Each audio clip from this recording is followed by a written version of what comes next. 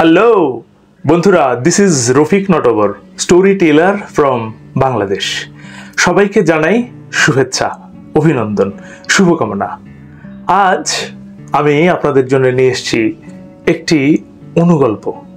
গল্পটি আপনাকে দেবে কিছু শিক্ষণীয় মেসেজগুলো জানতে আমার সঙ্গেই থাকুন। তাহলে শুরু করা যাক। আমি অধ্যাপক আর আমার স্ত্রী হাই স্কুলের শিক্ষিকা।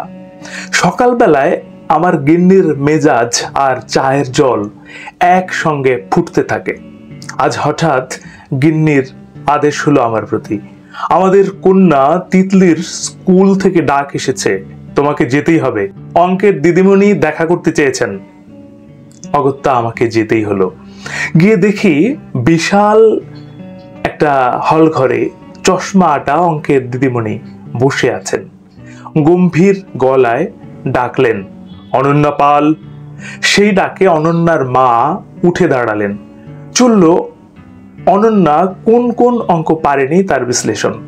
তার সঙ্গে পাল্লা দিয়ে চলল বেচারা অনন্যার মায়ের তীব্র আস্ফালন। এতগুলো টাকা খরচ করে মাস্টার রেখেছি, আজ বাড়ি চল, তোর হাত পা ভাঙবো। পল্লবীর মা আর বাড়ি পর্যন্ত অপেক্ষা করলেন না। তিনি হল ঘরের মধ্যেই পল্লবীর চুলের মুঠি ধরে কয়েকটা হ্যাঁচকা চর মেরে বললেন, আজ তোর বাবা বাড়িতে আসুক, দেখবি ফাঁকি মারার কত মজা। আর টুম্পার বাবা, টুম্পা 3টে অঙ্ক ভুল করায় তীক্ষ্ণ কণ্ঠে বললেন, সামনের 3 দিন তোর খাওয়া দাওয়া বন্ধ। এভাবে কেটে গেল অনেকটা সময়। অবশেষে ডাক এলো তিতলি চ্যাটার্জি, মানে আমার মেয়ে, যার জন্য আমার এখানে আসা। দিদিমণি বলে চললেন, আপনার মেয়ে তো অর্ধেক অঙ্কই পারেনি। আমি বললাম, অর্ধেক তো পেরেছে, আর একটু বড় হলে বাকিটা শিখে নেবে। আপনি টেনশন করবেন না ম্যাডাম।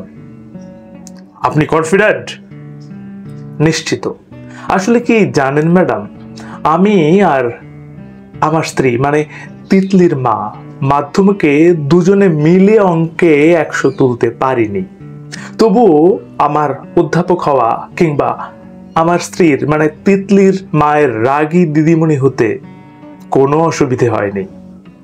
তিতলি খুশি হয়ে বলল, বাবা আজ বিরিয়ানি খাবো।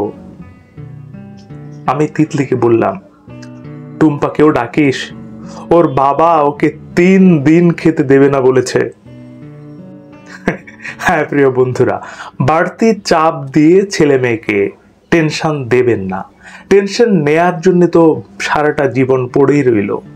ওরা যেদিন নিজে বুঝবে ঠিক শুধরে যাবে। বন্ধুরা, প্রতিবারের মতো আবারও বলবো, এই পৃথিবী তাকেই সম্মান দেয় যে ইউনিক কিছু করতে পারে।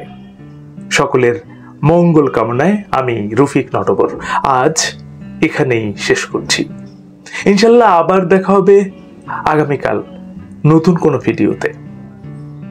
সে নাগাদ ভালো থাকুন, ভালো শুনুন, ভালো থাকুন। ধন্যবাদ।